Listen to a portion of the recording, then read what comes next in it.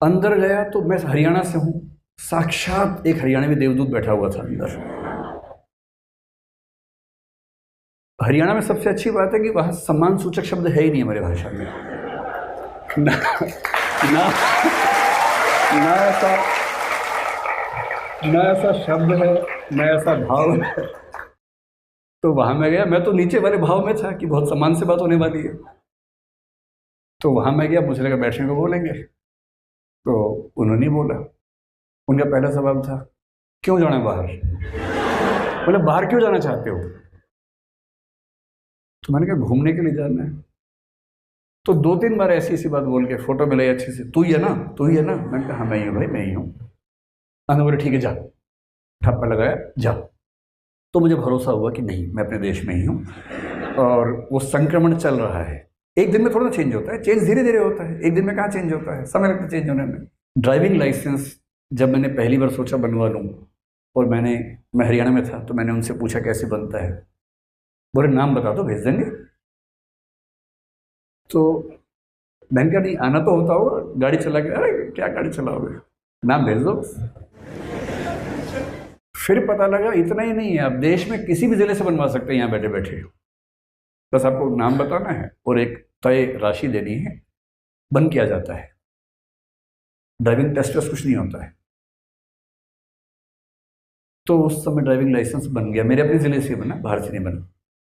और वो बना 40 की उम्र तक के लिए, क्योंकि तब नया कंसेप्ट है कि 40 की एज तक के लिए बनेगा, क्योंकि 40 में आदमी थोड़ा सा उसको देखने में दिक्कत होती है, फिर से टेस्ट कर लेते हैं। अब मैं दिल्ली का निवासी हो गया, तो मैं दिल्ली के ऑफिस में गया इसी भाव से कि जाना है, बन जाएगा। तो मैंने जाके लाइसेंस बनवाना है, तो पता लगा कि ऐसे नहीं बनता है, टेस्ट होता है। वो भी 2 टेस्ट होते हैं, एक होता है कंप्यूटर पे, एक होता है चला के दिखाना होता है। मुझे उम्मीद थी कि मैं वहाँ लाइन में खड़ा हूँ, कोई ना कोई साइड से आके बोलेगा मेरे टेस्ट के हो जाएगा, आ जाओ साइड में। पर कोई नहीं आया। टेस्ट की डेट आई। टेस्ट क्या है, कंप्यूटर पे आपको जाना, 10 क्वेश्चन आएंगे। क्वेश्चन भी क्या पूछते हैं, अगर ऐसा एरो है तो कहाँ मुड़ना है, इस तरह के सवाल पूछते हैं, मुश्किल सवाल नहीं पूछते। तो मुझे तो बच्चों वाला टेस्ट होगा। मैंने बाहर देखा, उसके 10-20 लोग वहाँ पर एक किताब को वैसे ही पढ़ रहे जैसे यूपीएससी के एग्जाम से पहले बच्चे पढ़ते हैं। मैं घबरा गया, मैंने कहा क्या टेस्ट है अंदर। एक छोटी सी बच्ची मेरे पास आई, बोली, आपका पहला अटेम्प्ट है?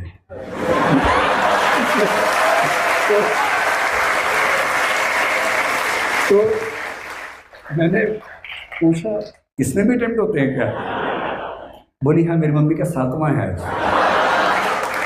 और एक महिला थोड़ी दूर धार्मिक भाव से किताब पढ़ रही है, और साथ में वो धार्मिक कुछ कृत्य ऐसे ऐसे कर रही है कि हे भगवान इस बार करवा देना किसी तरह से।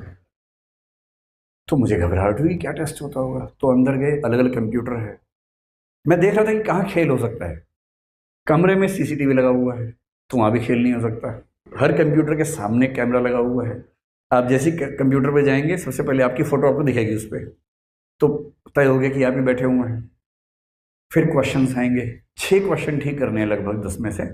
जैसे 6 ठीक होंगे टेस्ट बंद हो जाता है, उसमें टॉप नहीं करना होता। मतलब अगर पहले 6 ठीक हो गए, 7वां आएगा ही नहीं, बोलेंगे हो गया आप जाओ। तो मेरा शायद 7वें 8वें में 6 हो गए, तो उसमें आ गया कि आपका हो गया, जाओ। तो आसपास लोगों ने इस भाव से देखा, क्या बात है यार, आपका तो हो गया। मुझे पहली बार लगा कि ड्राइविंग लाइसेंस बनवाना इतना ट्रांसपेरेंट काम हो सकता है। फिर मैं बाहर गया, मैंने कहा अब क्या करना है। बोले, आपका ड्राइविंग टेस्ट होगा। 2-3 दिन के बाद बोला कि एक बाइक और एक कार लेके आ जाना। तो फिर मैं पहुंचा उस दिन बाइक और कार लेके। मतलब अकेले कैसे लेके जाऊंगा, 1-2 लोग साथ में थे। तो बोले कार चला के दिखाओ, तो कार चला के दिखाई, तो कार पास हो गया। अच्छा, वहाँ कैमरा लगा हुआ है, पूरी रिकॉर्डिंग हो रही है, और रिकॉर्डिंग मेरे अकाउंट में अटैच होने वाली है, ताकि बाद में जब सवाल उठे तो रिकॉर्डिंग दिखाई जा सके कि ये इस व्यक्ति की ड्राइविंग की रिकॉर्डिंग है पूरी की पूरी। ट्रांसपेरेंसी कैसे आती है प्रशासन में, तकनीक से। फिर बोले बाइक से जाओ, मैं बाइक से गया। आगे से मुड़ के आना था, एक जंगल जैसी जगह थी। आया वापस तो बोले आप फेल हो गए। तो जबकि मैं गिरा भी नहीं था, बाइक से मैं आराम से आ गया था, बाइक का मेरा अच्छा खासा अनुभव था। तो मैंने पूछा कि क्यों फेल हो गए। बोले अपने इंडिकेटर नहीं दिया। जंगल के अंदर घूम के आना था ऐसे। मैंने कहा इंडिकेटर किसको देता मैं? बोले ये सब नहीं पता हमें, रूल इज रूल। तो फिर 1 महीने बाद फिर गया मैं, फिर बाइक चलाई। इस बार मैंने इंडिकेटर इतना अच्छे से दिया सब कुछ, मक्खी भी मिली तो मैंने इंडिकेटर दे दिया उसको कि भाई तुम टेंशन मत लेना। और फिर ड्राइविंग लाइसेंस मिला। मुझे बड़ी खुशी हुई कि कम से कम सड़क पर बाकी लोग भी इस परीक्षा से गुजर के आ रहे होंगे, वरना सड़क पे हमेशा ही खतरा होता है कि 100 में से 90 का लाइसेंस घर पे आया होगा और ये यही प्रैक्टिस कर रहे हैं हमारे आसपास ही। और क्या पता और क्या पता कि आप बाइक चला रहे हो वो ट्रक में प्रैक्टिस कर रहा हो, ये भी तो हो सकता है ना। तो ब्यूरोक्रेसी को ट्रांसपेरेंट भी होना पड़ेगा। और सबसे अच्छी बात है 1990 के बाद एफिशिएंट ब्यूरोक्रेसी का कंसेप्ट हमारे समाज में आया और हमारे सिविल सर्विस एग्जाम को लेकर भी, मसूरी की ट्रेनिंग को लेकर भी ये भाव बढ़ता गया। 2005 के बाद चीजें और आगे बढ़ गई और अब कंसेप्ट आया कि हमें सर्विसेज जनता को बुला के नहीं देनी है, उनके घर जाके देनी है। Free service delivery mechanism. अगर अमेजोन आपके घर पे सामान भेज सकता है तो भारत सरकार क्यों नहीं भेज सकती? आपका पासपोर्ट बनाने की पूरी प्रक्रिया आपके घर पे क्यों नहीं हो सकती? कुछ लोग आपके घर पे आके आपका अटेस्टेशन करके साइन करके क्यों नहीं जा सकते और पासपोर्ट बन के आपके घर पे क्यों नहीं आ सकता, अगर आप उसकी फीस पे करने को तैयार है तो? और जब सर्विस डिलीवरी मैकेनिज्म की बात आई तो राज्य से अपेक्षा हुई कि अब सरकारी नौकरी का मतलब लाट साहबी पूरी खत्म हो चुकी है। अब आपको एक एक व्यक्ति को दिखाना है कि हम कैसे बेस्ट सर्विसेज आपको प्रोवाइड कर सकते हैं।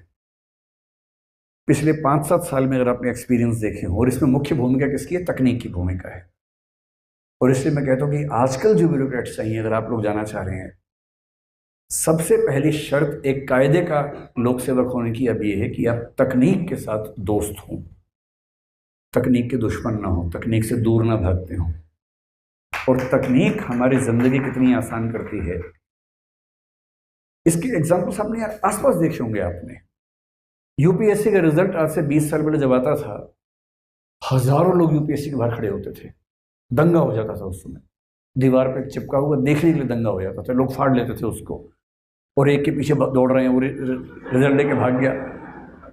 फिर साइबर कैफे का जमाना आया कि नेट पे आएगा, सब लोग अपने अपने घर के पड़ोस में साइबर कैफे में भीड़ लगाए खड़े हुए हैं। अब क्या ज़माना है, अपने फ़ोन पे पीडीएफ देख रहे हैं, खट से कि अपना नाम टाइप किया, सर्च किया, 1 सेकंड में रिजल्ट सामने आता है। अब कहीं नहीं जाना है। ये ई गवर्नेंस है। ई गवर्नेंस चीज़ों को कितना आसान कर देती है, इसका एक एग्जाम्पल है। हम कार से ट्रेवल करते हैं, सड़कें बन रही हैं आजकल पीपीपी मॉडल पे। हम टोल पे करेंगे, सड़कें अच्छी बनेंगी, एक्सप्रेसवे बनेंगे। टोल है तो टैक्स देना पड़ेगा। टोल टैक्स के जो प्लाजा है वहाँ पर 2 घंटे की लाइन है। एक्सप्रेस वे पे जाके आपने बचाया था 1.5 घंटा, टोल टैक्स पे करने में लग गए 2 घंटे। तो सरकार ने फिर एक कंसेप्ट सोचा, फास्टैग, कि हर गाड़ी पर फास्टैग होना ज़रूरी है। थोड़ी सुविधा हो गई, 1.5 घंटे के बदले कहीं कहीं 1 मिनट, कहीं आधा मिनट, कहीं कहीं 10 मिनट, 15 मिनट हो गए। आप जाएंगे, गाड़ी पे फास्टैग है, स्कैनर है, स्कैन करेगा, खट से दरवाज़ा खुलेगा, आप जाएंगे, पैसा आपके अकाउंट से कट गया है, अलग से नहीं देना है आपको। अब जो आने वाला है, नितिन गडकरी ने कुछ दिन पहले घोषणा की कि मुश्किल से 6 महीने बाद, ये मुंबई वाले एक्सप्रेसवे पे शायद पहली बार आने वाला है, टोल प्लाजा भी नहीं होंगे। जितनी जगह से आप सड़क पर चढ़ते हैं वहां पर उन्होंने सेंसर्स लगा रखे हैं, सिर्फ रुकना रुकना नहीं है आपको, सैटेलाइट से कनेक्टेड है। आप उस सड़क पे चढ़े, आपकी गाड़ी पर बस एक स्टिकर लगा हुआ है जिसको सेंस कर लिया, और जहां से आप उतरे वहां भी एक सेंसर है। इन दोनों जगहों के बीच में जितना डिस्टेंस, जितना अमाउंट है आपके बैंक अकाउंट से कटा, आपको मैसेज आ गया, बात 1 सेकंड भी वेट नहीं करना है। ये होता है जब राज्य आपको बेहतर सर्विसेज देने का प्रयास करता है। हमारे वर्तमान प्रधानमंत्री की अच्छी बात है कि वो तकनीक के बड़े दीवाने हैं और चाहते हैं कि तकनीक की मदद से सेवा। मैंने हाल में एक एग्जाम्पल देखा, डिजी लॉकर आया तो मैंने तो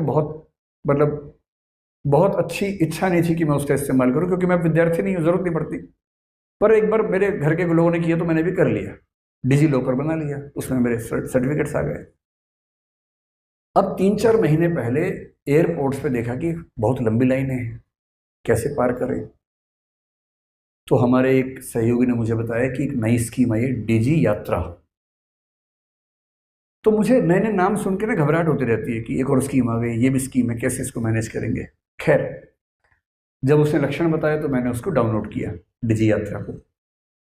डिजी यात्रा क्या है? डोमेस्टिक एयरपोर्ट्स के बीच में ट्रेवल करने के लिए एक स्कीम है। जैसे डिजी यात्रा पर मैं गया, उसने मुझसे पूछा कि आप डिजी लॉकर पे हैं? मैंने कहा हूँ। जैसे कि वहां से मेरा आधार कार्ड फेच कर लिया अपने आप, मुझे ये भी नहीं करना पड़ा।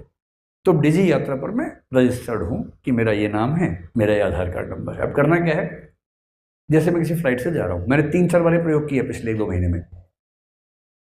बस फ्लाइट की टिकट आई मेरे पास, जैसी बोर्डिंग पास मेरे पास आया, उस बोर्डिंग पास को स्कैन कर देना है डिजी यात्रा में। जैसे स्कैन हुआ, अब डिजी यात्रा कह रही है कि the information has been send to the airport. अब आप एयरपोर्ट जाएंगे, अब आप वीआईपी बन गए अचानक। वैसे कोई पूछ नहीं रहा था आपको, वहां लाइन में 20-20 लोग खड़े हैं, एक गेट पे लिखा है डिजी यात्रा ओनली। हम वहां गए हीरो बन के, सिर्फ फोन ऑन किया, डिजी यात्रा खोला, उस पर वो स्कैन किया हुआ वो दिखाया मशीन को, सारे दरवाजे खुल जाते हैं। जिस चीज में 1 घंटा लगने वाला है वो 1 मिनट लगेगा। फिर आप आगे गए, सिक्योरिटी चेक, तो पता लगा वो आम आदमी का है, ये डिजी यात्रा वालों का है। तो बिजनेस क्लास, फर्स्ट क्लास, डिजी यात्रा सब एक साइड में है। तो डिजी यात्रा दिखाया, 1 से 2 मिनट में सिक्योरिटी चेक भी खत्म। और फिर हम पूछ रहे अब क्या करना, बोले कुछ नहीं, आप खाली हो, बेरोजगार हो, 1 घंटा वेट करो, फिर फ्लाइट चलेगी, आपको लेके जाएगी। कितना आसान है तकनीक के इस्तेमाल से। और अगर तकनीकों का ऐसा इस्तेमाल जो हमने कोविड के समय किया, कोविड से लड़ने के लिए वैक्सीनेशन में किया, एक एक व्यक्ति के वैक्सीन का रिकॉर्ड उसमें रखा, आज के समय में एक सबसे अच्छा सिविल सेवक वो है जो कोडिंग जानता है, नहीं तो कम से कम कोडिंग का महत्व समझता है, जो ये समझता है कि हजारों लाखों व्यक्तियों की जिंदगी को एक ऐप बना के, एक वेबसाइट बना के कैसे आसान किया जा सकता है, जो अपने जिले के सारे किसानों के लिए एक ई मंडी बना सकता है कि अपनी अपनी फसल का जिक्र यहाँ करो, गाय भैंस जो भी पशु पक्षी बेचना हो उसका यहाँ पर फोटो डालो, डिस्क्रिप्शन लिखो, और वहीं पर लोग आपस में खरीद लेंगे। एक भी व्यक्ति भूखा ना मरे और एक भी व्यक्ति के पास अनाज न सड़े, इसकी एक ऐप बना सकता है। सारे रेस्टोरेंट्स के मालिक रोज रात को इस ऐप पे केवल ये मेंशन कर देंगे कितना खाना बचा हुआ है। सारे अनाथालय आसपास जो जो हैं या ऐसी एनजीओज हैं, वो मेंशन करेंगे कितनी ज़रूरत है। उसी ऐप पे मैसेज आ जाएगा कि यहाँ का खाना वहाँ जाएगा, यहाँ का खाना वहाँ जाएगा, 20 लोग चाहिए, बाइक लेके बाइक से काम कर लेंगे। मेरा अपना एक विद्यार्थी छत्तीसगढ़ में है। छत्तीसगढ़ का आम आदमी, गरीब बेचारा, वो अस्पताल कैसे जाए? उसने कंसेप्ट लॉन्च किया बाइक एम्बुलेंस का। बहुत सारी एम्बुलेंस बाइक वाली हैं, एक ड्राइवर है, पीछे ऐसा सेटअप बना दिया, कोई व्यक्ति बीमार बैठे तो गिरे नहीं, बस एक आराम से सुविधाजनक बना दिया है।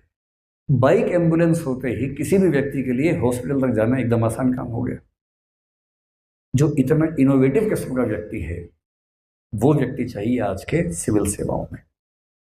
और उसके अलावा 2 चीजें और चाहिए। पहला, हम एक डेमोक्रेसी है और हम चीन नहीं है। चीन खुद को लोकतंत्र कहता है, बोलता है कि हम सिंगल पार्टी डेमोक्रेसी हैं। कितना मजेदार शब्द है ना, सिंगल पार्टी डेमोक्रेसी। डेमोक्रेसी है, पार्टी एक ही है, इलेक्शन एक ही पार्टी लड़ेगी, पर है डेमोक्रेसी। उस पार्टी में 2 उम्मीदवार लड़ेंगे, लेकिन वो उस पार्टी के 2 उम्मीदवार हैं। जनता के कुछ व्यक्तियों को, सबको नहीं, जो उस पार्टी के मेंबर्स हैं, पार्टी के मेंबर्स केवल ये चुनेंगे कि आपको इसी पार्टी के 2 व्यक्तियों में से कौन सा व्यक्ति ठीक लगता है। पार्टी एक ही रहेगी। पर हम एक जिंदा लोकतंत्र है, मल्टी पार्टी डेमोक्रेसी है। हमारे देश में सत्तारूढ़ पार्टियां हैं, विपक्षी पार्टियां हैं, इधर गठबंधन है, उधर गठबंधन है, सारे के सारे कॉम्बिनेशंस बन सकते हैं। जब आप सिविल सेवाओं में जाएंगे, ध्यान रखिएगा, बहुत आसान होता है किसी पार्टी के साथ एसोसिएट हो जाना, लालच भी होता है।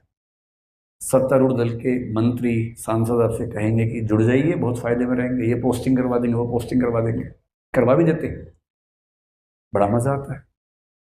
अच्छे अच्छे जिले मिलते जा रहे हैं, आपकी बात सुनी जाती है, सब मंत्री सुनते हैं बात, मजा आता है। और जिस दिन सरकार चेंज होती है ना, सारा हिसाब बराबर हो जाता है। इसलिए हमारे civil service code of conduct में कहते हैं कि नॉन पार्टिजनशिप किसी भी राजनीतिक दल से तटस्थ रहते हुए सिविल सेवक होना जरूरी है।